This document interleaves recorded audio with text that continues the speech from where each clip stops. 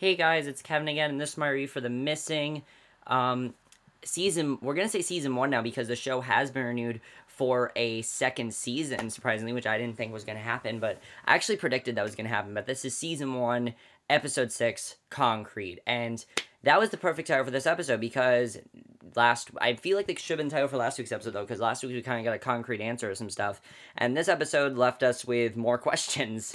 But I still have to say, this episode, surprisingly, I didn't think it was going to, but it surpassed last week's episode definitely. I mean, there were a lot of things I loved about this week's episode. We did find out some things about this episode. We did find out some reveals.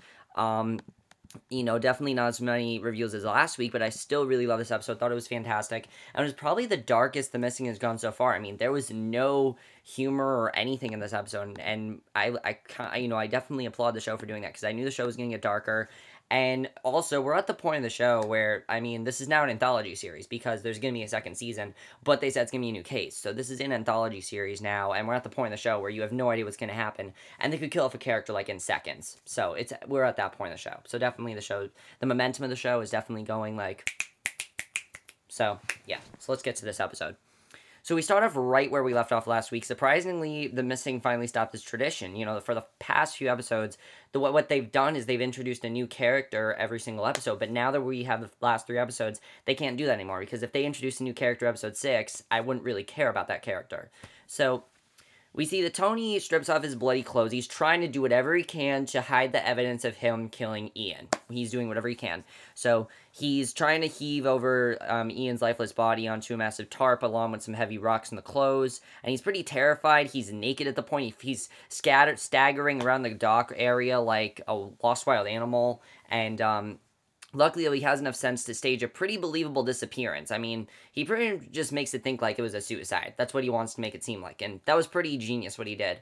And I mean, it's really messed up and fucked up what he did, but at the same time, you want him to be able to hide this because you care about Tony's character. I personally really do care about Tony's character. Again, all he's trying to do is just find his son, and he's really the only person who cares about finding his son, so you really do want him to find his son. Now, there's one piece of evidence he's forgotten to get rid of, which is his shirt, stained with Ian's blood. So he buries it deep in a foundation of wet concrete on the property, which is a pretty clever idea, but concrete doesn't feel impenetrable or permanent enough to buy evidence, so we don't really know what it's going to do. So during all this, Emily has been waiting for a couple of hours for Tony to pick her up at the train station. She has no idea of what's just happened. And I was wondering if she did know, but she doesn't. So she's just returned from visiting Mrs. Garrett because, of course, Tony wanted her to talk to Mrs. Garrett to find out what was going on with her. And basically, she tells Tony some good news, and Julian looked into Ian. Basically, the news that Julian looked into Ian again, possibly thought he was a suspect, like they asked him to. And that he was his alibi that he was working late at the office at that time, Oliver was taken. So that has been confirmed. So basically, at the revelation that the man he just killed did not take his son, you can see a look in his face. Tony's like, oh shit, I just killed someone who had nothing to do with Oliver's murder. So, I mean, Oliver's kidnapping, Oliver's murder. At this point, we think it's a murder. At this point, we pretty much think that. So, I mean, the thing is, it still justify what he did. It kind of makes sense. I mean, he killed him out of rage. That's why he killed him. If he wouldn't have said what he did to his daughter, he wouldn't have killed him. I don't think Tony would have killed him. He killed him out of rage. He was pissed off at what he did. I do think Tony said he has no regrets, so, but still, I think the thing that's trying to show, I mean, you can just see the look on Tony's face. He's really upset about what he did, and that was the perfect way to start the episode. So we then go back to present day, where Tony and Julian have come to track down Carl Siege, who is the white-haired criminal whose van was outside the house where Oliver was held, captured the morning after his disappearance. So they find him tending a bar at the dingy venue he owns, and he claims ignorance and poor memory when Julian asks him what he remembers about a job in summer 2006 that may have involved the kidnapping of Oliver. But his smirk indicates that he knows more than he says. He's saying, oh, I don't know anything, and things like that. And his character, I thought, was very, very well done. I mean, I like that they didn't introduce him in the beginning of the episode because it made us more interested in his character. Plus, he's not a character that really has had any, like, missing or disappearing. I mean, the people that we've been introduced to have been very central characters. This character we're probably only going to see for, like, 1 episode. So, I thought his character was still very well done, though. Basically, he complains about how much money he's lost on his bar, and it becomes clear he's not going to remember anything without some sort of bribe. He clearly wants to be bribed, and Tony, basically He is very desperate and everything, and he asks him if he wants money, and he asks how much, and he says he wants 15,000 euros. He literally says that he will give him 15,000 euros, and that's how determined he is.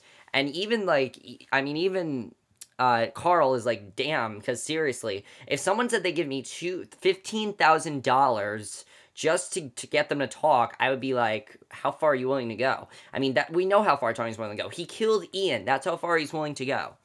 So, basically, the last time Tony's work was mentioned, for a very long time, they have not mentioned Tony's job. I mean, I think the last time we mentioned Tony's job was the first episode when he got that call, and Emily said she doesn't want him to become a workaholic.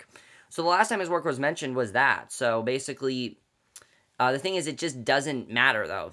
That's why we haven't really heard much about it, because it hasn't really mattered in the case. So, I mean, I thought that was, interesting. I mean, I thought that was definitely well done. So, I mean, it makes us think about all Tony's job, definitely. I like that they're not actually telling us that stuff, because it really does not matter.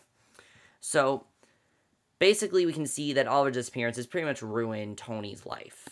And it's consumed his identity, definitely. So I think that's a very, very well done. I definitely really enjoy that. So back in 2006, the cops have found Ian's boat floating at sea, and they figure he may have fallen in the water during a nasty storm, or given the trove of disgusting videos they've just discovered on the boat, they speculate that someone might have found out about his crimes, and either that person sought revenge on Ian, or he decided to run away. I find it interesting they're not even suspicious of Tony, because they arrested him last week. I find that very interesting, because, I mean, they almost arrested him and no one suspected that. I just find that interesting. So, everyone's in agreement that they should keep this out of the media, not tell anyone about it. And apparently Ian was an influential political donor and would be pretty pissed if it turned up to find out that the friends he helped empower had defiled his image. So Julian notices a rough spot on the otherwise smooth concrete, and we know what that is. They show up at the Hughes hotel room, wanting to know where Tony was the night before, and he lies about when he picked up Emily at the station, and she was, basically doing a pretty terrible acting job. She confirms what he says. He says the cops don't seem convinced. We know what he did. We know what he did to Vincent and Greg Halburn, and basically Emily demands to know where Tony was. And he tells her that he knows that that he had to go see him. Stop playing dumb was an accident. And he tells her, she basically says, tell me the words, not a better place without monsters like Ian. And she's horrified and shell-shocked. She staggers down and heads out the front door of the hotel into a sea of paparazzi.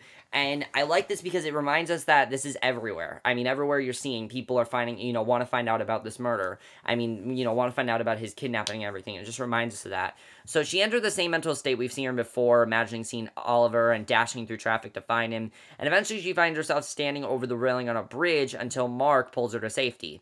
So she snaps out of it, and they share a sweet moment while he comforts and hugs her, and Tony watches. And again, we're getting closer and closer to finding out why Emily and Mark, married. And I still feel it's because that Emily thought that she was becoming Tony and wanted to get away from it. So then we finally get back to something that I think we haven't, really focused on for the past couple of episodes. Remember that whole blackmailing thing with Malik and Ziane? That whole blackmailing thing with them? I think finally we actually got some intel on that and found out some very interesting information about that, definitely. Basically, it's all about, we finally find out what leverage Malik has over Zion, how he's been blackmailing him to siphon him info on the Hughes case, and why Malik is so obsessed with the case Jean Martin. Basically, it's an unsolved murder case in Morocco, and I like that we found this out. I thought this was an amazing reveal. Basically, that is Malik's now dead father investigated but never cracked, and when he saw Detective Zion on the TV during a press conference about the Oliver Hughes case, apparently he instantly knew he was the murderer his dad never found. So basically, he jumped at the opportunity to follow him in his father's footsteps, and he basically said that he was guided to the case by forces out of his control. And I think that's very interesting. Zion gives him one last piece of evidence, whether it is we saw him find near the crime scene a while ago, and tells him he won't log into evidence for 24 hours. So clearly they do have something going on here, which I think is very well done, and I definitely really enjoyed that. I didn't expect that, definitely. I think it's a very well done reveal. I didn't even think of that, but that's very well done. So we go back to modern day, and finally, Tony calls Emily asking for help getting the money. Now, Emily did not have a lot to do last week. The most she had was basically that James was calling her mom, which I didn't really talk about because I didn't think it was that important. But she finally has something to do this week. She had a lot to do in this episode, definitely. And Carl demanded, that all this money. And Emily points out reasonably that they have no idea if Carl even knows anything useful. I mean, he's not talking, so he clearly might just not know anything. And I agree with Emily. That makes sense. So Tony is guilting her, telling her she'd do it if she really cared. But he then goes a step further and sends her a clip, and I thought this was very clever what he did. He sends her a clip of that video of Oliver struggling at the window of the house he was held in. And obviously, Emily's knees, she's been trying to hide it. She's been trying to hide that emotion. She's been trying to hide, like, she doesn't really care anymore. We know that she does, though. We know that she has been just trying to hide it, and she doesn't want to think about it anymore. But Tony doing this makes her remember it, and her knees give out under her as she collapses into a sobbing mess, and I thought that was well done, because I think it's the first time the present we've really seen Emily start to grieve over Oliver, and that was just amazing to watch. I love seeing that. So Julian's return to Ian's old state. After 8 years, the embargo on construction on his property has finally been lifted, which is interesting. Because that's pretty lucky for Tony, because that meant anyone, including Julian, was barred from digging anything up. They didn't want to do anything with it. So that means that Julian had to sit on his hands ever since he noticed the conspicuous rough spot in the concrete. And in 2006, he finds as expected evidence that incriminates Tony, the shirt covered in Ian's blood. So I'm kind of like, okay, are they finally going to find out what happened here? So in present day, we see that Emily brings Tony the 15,000 euro they need to bribe Carl. She's mad at him for saying the video in a sick bid to manipulate her. That's what he was doing. He was just trying to manipulate her and get her to, come on this. And, Julian said he would have come, basically, she says she would have came anyway. Julian, yeah, sure, whatever. You weren't gonna do it, so whatever. Julian joins them and they meet Carl at a hotel restaurant where he's scarfing down lobster and champagne. He's only concerned with stuffing his face and getting his money. It's clear he couldn't really care. You can just care. He does not give two shits about helping them. He doesn't. All he cares about is getting the money. So at this point, pretty much like, I don't really think he is gonna tell them anything. I feel like he's just gonna get the money and then he's gonna be like, I don't care.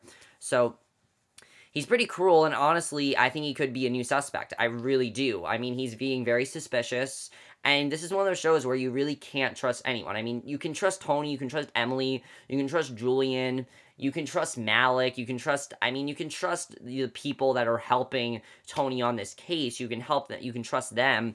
But other than that, you don't know who to trust. I mean, I'm pretty sure we can trust Vincent. I'm pretty sure we can trust him because he's trying to turn his life around. I don't think it was Vincent. But this guy, Carl Siege, could definitely be a possible suspect. I really feel he is. And, I think that's one of the things that The Missing does very well, is just make you, think more and more and more. It's a show that you need to think a lot about, definitely. There are a lot of shows where sometimes, you can just like, okay, this is what's going on, but fine. But there are sometimes that you need to think about a lot, and I think this is one of those shows. So finally, he starts to talk, and he's recounting about how he did low-level odd jobs for the Romanian crime ring, and he was summoned to that house to clean up the basement. He also mentioned he was sent to get rid of any evidence around the house and pool complex, but when he got there, all he found was Ziane bagging someone, and that's it. So Emily and Tony can't believe they just threw away all that money on nothing. I pretty much thought he was gonna tell him nothing. But Julian's excited because Ziane never logged any evidence, which means there's new evidence to be found out there somewhere else, because they have somewhere else to go, basically. So they basically spent all these episodes going nowhere with this. And it makes sense, definitely, why that's happening. I mean, and I definitely just, I don't know why, but I feel Carl could be a suspect. So as they're leaving, he tells him something else. Not anything useful for the case, but valuable in a different way. He says he left Oliver's drawing on the wall in the basement.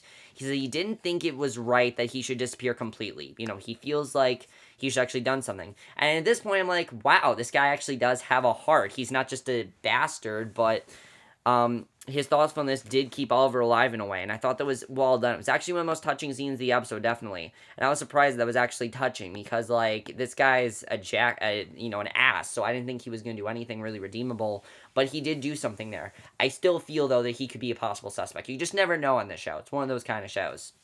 So, Julian, basically, basically we see Julian, and, basically what happens here, okay. So basically, you're wondering what he's going to do with this bloody shirt and everything. He's a great investigator, he's a good person, he's on Tony's side, but he's also smart and independent-minded. So Basically, as an officer of the law was held Tony accountable for crimes before, it's not unreasonable to think he will use the bloody shirt he found in the concrete to prove what he suspected for years, that Tony killed Ian. Because he pretty much just suspected it for 8 years. But instead, he decides to give it to Tony. And he says, what good can come from sending you to prison? And he says, you've been in prison ever since your son was taken. And I love that line. I thought that line was honestly amazing. That was probably one of the best lines of the episode.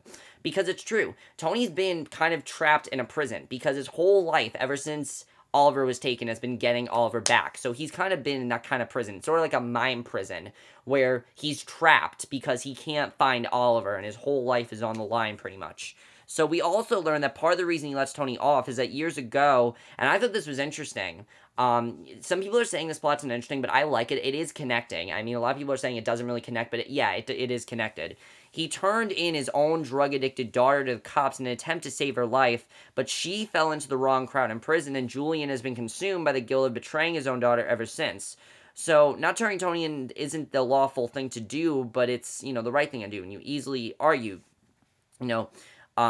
just one. I mean, it makes sense why he's done that, especially because, it's interesting that it does that. It really shows how much of a heart Julian really has, especially because he could easily, put Tony on trial for this or get him in trouble for this, but he's not going to because he really does care about Tony, and he doesn't want anything bad to happen to him. Plus, he knows what happens when people go to jail, so he really feels bad for him, definitely. I mean, we've seen that since the first episode, but still. So, there's only one scene with Vincent in this episode, and we see it very quickly. He turns up at Malik's house, who's been seeking out Vincent for years, and he finally decided to talk to Malik because he's a different man now. So, they sit down with a tape recorder, and Malik says all he needs is for Vincent to confirm a few facts to help him prove what happened to Oliver. And the question is he lying? What's going on there? Could he really be... And honestly, I kind of feel like Malik could be a suspect now. I really do. I don't trust Malik. I don't. I think Vincent I trust definitely. He's trying to turn his life around. But Malik, I don't trust him. There's definitely something going on there. And Malik thinks Tony has something to do with him. Wants to use Vincent's less than stellar experiences with Tony to back it up. So Vincent witnessed something in the investigation of the police station while he was being detained. Or Ian did have something to do with it after all, and Vincent's one of the only people who knows about that side of him. So that's definitely something I'm wondering. I mean, that's going to be interesting to see if it really was going on there. Maybe Ian did have something to do with it. Even though they don't think he's a suspect, I kind of feel like Ian was sort of responsible. No, I don't think he was the main person who did it, but I feel that whoever did it is connected to Ian, definitely. I'm not sure, though. So meanwhile, Zion's been getting pretty impatient with Malik. He won't give back the evidence he lent him, and Malik decided to send it to Julian in an envelope instead, and he's clearly trying to screw Zion here by going over his head. And Julian leaves for the day, gets into his car, envelope in hand, and what's interesting is that I didn't think this was going to happen. I mean, this is not really a show that has a lot of very intense scenes or anything, so this was interesting. I mean, it was genuinely surprising. A masked man emerged from the darkness outside the car, grabs the envelope from Julian. Julian won't let go, but I love this reveal because it's something that, we've been trying to find this out since episode 1, and I kind of forgot about this. I thought it was interesting. Julian's not letting go, so the masked man drags him half out of the vehicle, proceeds to slam the car door over and over his shin, and that's why his leg hurts. If you remember, basically, in the first episode, Tony asked, how is your leg? And now we know why he said that, because Julian's leg is now basically, Julian's leg got hurt from that vehicle. And I think it's interesting that we found that out. It's little reveals like that are very well done. I mean, in a show that's very character-based, little reveals, it's nice to get some sort of reveal. No major reveals about Oliver or anything, but it's still cool to get some reveals there. So Mark appears, pins down the assaulter, peels back his mask, and is shocked to see the face of Ziane. And that explains why Ziane is in prison in the present, and now I kind of feel like Ziane is a suspect. Now, the question is, did Ziane really kill G. Martin, like Malik suggests? Malik actually knows about Oliver. He could just be... And, Malik I don't really trust either. Zion and Malik I don't really trust. Zion we know is in jail, and now we know why. Because he assaulted Julian, which I find interesting because Zion seemed like he was very happy to see Julian. Why would he turn against him? I don't understand why. Did Malik tell him to do that? I don't know. But why would Zion just suddenly turn against Julian? I find that interesting, definitely. But there are a couple other things to talk about. What is Julian going to do with this whole thing, with him finding out more about Tony killing Ian. Is he gonna somehow do something with it? Is he gonna talk to Tony about it? I mean, he did not even tell Tony he found anything about it. He made it seem like everything's okay. So I don't know what really his angle is. I feel Julian's not gonna, like, you know, just take it to the police. I feel Julian's actually gonna confront him about it, because Julian in many ways is Tony's friend. I mean, they really are friends, and that's why he wants him to help him with this. I mean, he said to him in episode 1, I'm your friend. So I trust Julian, definitely. My other question is, do you trust Carl? I don't know. I don't really trust Carl. I don't trust Malik either, and I don't trust Ziane. Definitely, especially after this episode, I do not trust Ziane very much at all. Ian, I do feel, is connected to it. Even though Ian was killed, I do feel that now that we know that, you know, Malik definitely had something going on with Ian, I don't really trust Ian. I mean, he's dead, but I don't trust him still. I just don't. And I really feel that's all we're going to really need to talk about. I'm trying to think if there's anything else to talk. Where are they going next with the case? We have no idea, because Carl gave them nothing. So where are they going with the case? I don't know. I like that Emily is involved now. It was really cool to see Emily being involved, because I really was looking forward. I was really hoping that Emily would get involved. For a long time, she wasn't. And it was cool to definitely see her finally get involved with something like that. And I definitely really enjoyed that. But that's basically my review. Hope you guys enjoyed it. Let me know what you guys saw this episode. Overall, I think this was probably the second best episode of the season. I don't think it was the best. I think it was probably the second best. I really, really enjoyed it. But we're at the point of the show, as I said, where every single character's life is on the line, because this is an anthology series. And when you have an anthology series, you can really do anything you want with your characters. You could kill off the main character in, like, episode 7, and then have the rest of the episode be a death episode. American Horror Story did it. American Horror Story did it in season 1. It did not work very well at all, but you could still do it. And you could do things like that. I mean, Fargo killed off pretty much every character except for the good guys. So you can pretty much do that with any anthology series. So I was definitely wondering if The Missing was going to kill off someone major. I definitely feel death is coming. I definitely feel that. Because this is an anthology series. They can do whatever they want with it. Who do I think is going to die? Possibly Julian. I definitely could see Tony actually dying. I definitely see that happening. I mean, he's willing to do anything to find Oliver. I kind of feel like the final episode might be a confrontation between him and Oliver's killer. I mean, Oliver's killer / kidnapper, and maybe Tony dies. I mean, if that happens, then it could be interesting to see, definitely. I also like seeing Emily and Mark. I like seeing the two of them getting closer. I think that's very well done to watch. I mean, because we know they're going to end up together. We know that. And just the way they keep hinting it in the past is very well done, in my opinion. I like that we didn't see as much of the past in this episode. We barely saw, I don't think we really saw much of the past. We saw a lot more of the present than we did the past, versus last week where we definitely saw more of the past than we did the present. But that's my review. Hope you guys enjoy it. I'll see you guys in my next video, which will be for either be for a Christmas movie review or for a regular movie review. I don't know what it's going to be for. We'll see. As I told you guys, I have like 4 things to do, but I'll see you guys in my next video. Okay, bye.